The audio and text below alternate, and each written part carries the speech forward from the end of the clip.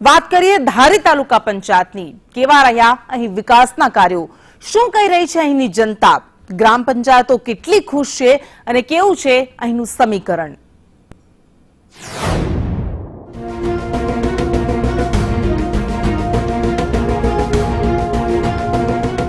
અમરેલી સ્થાનિક સ્વરાજ્યની ચૂંટણીના પડઘમ વાગી ચૂક્યા છે, ત્યારે સંદેશ ન્યૂઝની ટીમ પહોંચી છે અમરેલીના ધારી તાલુકા પંચાયતના હાલ જાણવા. આપને જણાવી દઈએ કે આ બેઠક પર ભાજપ અને કોંગ્રેસ બંને અઢી વર્ષનું શાસન કર્યું છે. ધારી તાલુકા પંચાયતમાં કુલ 18 બેઠકો, તો આ વિસ્તારમાં કુલ 99,183 જેટલા મતદારો છે, જેમાંથી પુરુષ મતદારો 51,758 તો મહિલા મતદાર 47,422 જેટલા છે. આ બેઠક પર પુરુષની સાથે સ્ત્રી મતદારોનો પણ એટલો જ દબદબો છે. આ વખતની પંચાયતની ચૂંટણી અહીં એટલા માટે મહત્વની બની રહી છે કે ધારાસભ્ય જેવી કાકડિયાનો આ મત વિસ્તાર છે. તેઓએ થોડા સમય પહેલા જ કોંગ્રેસમાંથી ભાજપમાં આવીને ચૂંટણી જીતી છે, ત્યારે તેમને ચૂંટણી સમયે આપેલા વચનોના લેખાજોખા પણ આ સ્થાનિક સ્વરાજ્યમાં થશે. તો સામે પક્ષે કોંગ્રેસ પણ આ બેઠક કબજે કરવા માટે એડી ચોટીનું જોર લગાવતું દેખાઈ રહ્યું છે. અહીંની મુખ્ય સમસ્યાની વાત કરીએ તો સૌથી મોટો પ્રશ્ન અહીં પીવાના પાણીનો છે.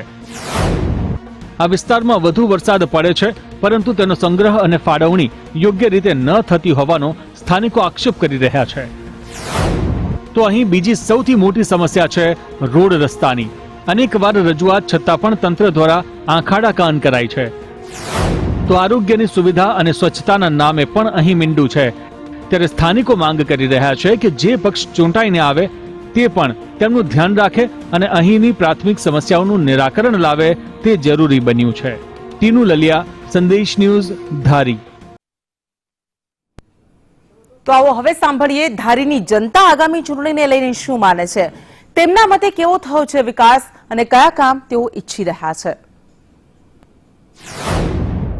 સ્થાનિક સ્વરાજની ચૂંટણી આવી રહી છે ત્યારે સંદેશ ન્યૂઝ પહોંચ્યું છે ધારી મત વિસ્તારમાં. આપણી સાથે ધારીના લોકો છે, આપણે ધારીના લોકોને પૂછપરછ કરશું કે શું છે સમસ્યા અને તાલુકા પંચાયતે કેવા કામ કર્યા છે. તાલુકા પંચાયતનું તો કામ તો ઠીક છે, પણ આપણે ઉપલા લેવલથી લઈએ તો કેન્દ્રમાં ભાજપ, ગુજરાતમાં આજે 27 વર્ષથી ભાજપ છે, બરાબર છે. એટલે જે ભ્રષ્ટાચારનું કહે છે, ભ્રષ્ટાચાર નિવારણ કરવાની, આ તો વધ્યો છે ભ્રષ્ટાચાર, એટલી હદે વધ્યો છે કે માણસો અત્યારે ભૂખ્યા હોઈ જાય એવી પરિસ્થિતિ આવી ગઈ છે, ધંધા ભાંગી ગયા છે, બરાબર. બીજા નંબરની અંદર જે વ્યાખ્યા એને ભ્રષ્ટાચારની એવી કરી છે, માણસે કોઈ પણ કામ કરવા માટે ગમે ત્યાં પૈસા દીધા વગર કામ થતું નથી. આ ભાજપનું કાર્ય છે, બરાબર છે. ભાજપ એમ કે ધારીની સમસ્યા તો ઘણી છે, જે ગટર લાઈન છે, રોડ છે, પછી ફાટક છે, ત્યાર પછી આપણે જે હાકડો રસ્તો જૂની ટોકીજ પાસે છે એનું કોઈ નિવારણ ક્યારેય આવવાનું નથી હોતું. હું તો એમ જ કહું છું, આવ્યું નથી ને આવવાનું નથી, કારણ કે આપણે ઘણી અરજીઓ મેં જાતે કરેલી છે. આ જે કિસાન નીતિ છે એ 2,000 રૂપિયા કોઈ સંજોગોમાં કોઈ ખેડૂતે જોયા છે. આજે હાર્ટના ઓપરેશન કરવાથી માંડીને 5 લાખ રૂપિયા લગીને સહાય આપી છે. એવા કોંગ્રેસના 70 વર્ષના શાસનકાળમાં કોઈ દી થયું નથી. પછી 3.5 કરોડ રૂપિયાની જે બિલ્ડિંગ આપી છે તાલુકા પંચાયતની, એ 2.5 વર્ષ તાલુકા પંચાયતે રાજ કર્યું, હજી એનું બોર્ડ લાગ્યું નથી. આ નીતિ કોંગ્રેસની રહી છે.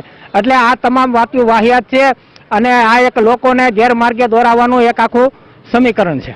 જી, કોંગ્રેસના આગેવાન પણ છે, આપણે એને પણ પૂછપરછ કરશું કે ભાઈ જે આક્ષેપ કર્યા શું કહેવાય. ભાઈ જે વાત કરે છે, પહેલા તો કરોડો રૂપિયાનો ભ્રષ્ટાચાર વીમાના પ્રીમિયમમાં થયો છે, એમાંથી કદાચ 5-10 હજાર આપે તો એમાંથી કાંઈ તમારે કાંઈ ખેડૂતોને કોઈ સંતોષ થાય નહીં. અને એના સાંસદ સભ્યએ કીધું હતું 6-6 હજાર રૂપિયા એવા ખેડૂતો જમીનો ખરીદી છે, એટલે 6 હજાર રૂપિયાની ક્યાંય વીઘો જમીન મળતી હોય તો આપણી પાસે તમારે ટ્રક મોટે ખેડૂતો છે જેને જમીનો ખરીદવી છે. આ વાહિયાત અને લોલીપોપ સ્કીમો છે.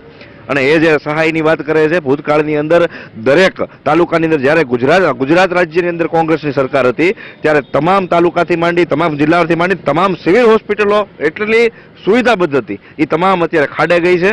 અને અત્યારે તમે જુઓ તો સિવિલ હોસ્પિટલ છે એના બિલ્ડિંગો અત્યારે પડવા આવ્યા છે, કોઈ લોકો જાતા બીવે છે અને અનેક સમસ્યાઓ છે. બીજી સમસ્યાઓ એ છે કે ભાજપ પોતે આ ગામની અંદર કાયમ ભાજપ કોંગ્રેસ ભેગું લઈને વર્ષોથી રહેતું, પણ હવે ભાજપ છે એ કોંગ્રેસના આગેવાનોને તારવી કોઈ પણ સંકલન કર્યા વગર જે પોતાના નિર્ણયો લે છે એમાં લોકોને નુકસાન જાય છે. આપણે વિનંતી છે કે ચૂંટણી પતી જાય, એ 5 દિવસની હોય, પતી જાય પછી બે પક્ષ ભેગા મળી, આગેવાનો ભેગા મળી અને પ્રજાનું કંઈક ભલું થાય એવો નિર્ણય લ્યો તમે. ધારીમાં કોંગ્રેસે જે કામ કર્યા છે એની છતાં ધારીમાં પૂરતી જ હતી, ઉપલે લેવડે તો ભાજપની સત્તા હતી, એટલે એમાં જે સત્તાના નિયમો મુજબ અહીંથી જે મોકલે એ ત્યાં ઉપર કાંઈ કરતા નથી, તો શું કરવાનું એમ? કોંગ્રેસ પણ કહી રહી છે કે અમે પણ વિકાસના કામકાજ કર્યા છે. આપણી સાથે બીજા પણ એક ભાઈ છે અહીંના ગામના આગેવાન, એને આપણે પૂછપરછ કરશું કે શું પ્રશ્નો અને સમસ્યા છે ધારી. કોંગ્રેસની રિયલ વસ્તુ ખરેખર એવી છે, સ્થાનિક સ્વરાજ્યની ચૂંટણીમાં ઘણા સમયથી કોંગ્રેસનું શાસિત છે અને કોંગ્રેસને ટૂંકમાં ધારી પ્રોપરમાં ખરેખર લોકો ચાહે છે અને ભાજપની જે સરકારની જે રણનીતિ છે એ ટૂંકમાં અમારા પક્ષમાંથી એનકેન પ્રકારે લોકોને દબાવી અને ખોટા ગેરમાર્ગે દોરવાની વસ્તુ કરે છે. પણ ખરેખર સત્ય વસ્તુ એવી છે કે સ્થાનિક સ્વરાજ્યની ચૂંટણીમાં આ તો કોંગ્રેસનો ગઢ છે અને કોંગ્રેસની સત્તા આવશે એવું મારું માનવું છે. આરોગ્ય માટેની અહીંયા ભાઈએ જે મારા મિત્રએ વાત કરી કે ભાઈ હોસ્પિટલ ખાડે ગઈ છે, તો એની માટે ઓલરેડી 5.5 કરોડ રૂપિયા જે છે એ ફળવાઈ ગયા છે, એનો વર્ક ઓર્ડર પણ નીકળી ગયો છે.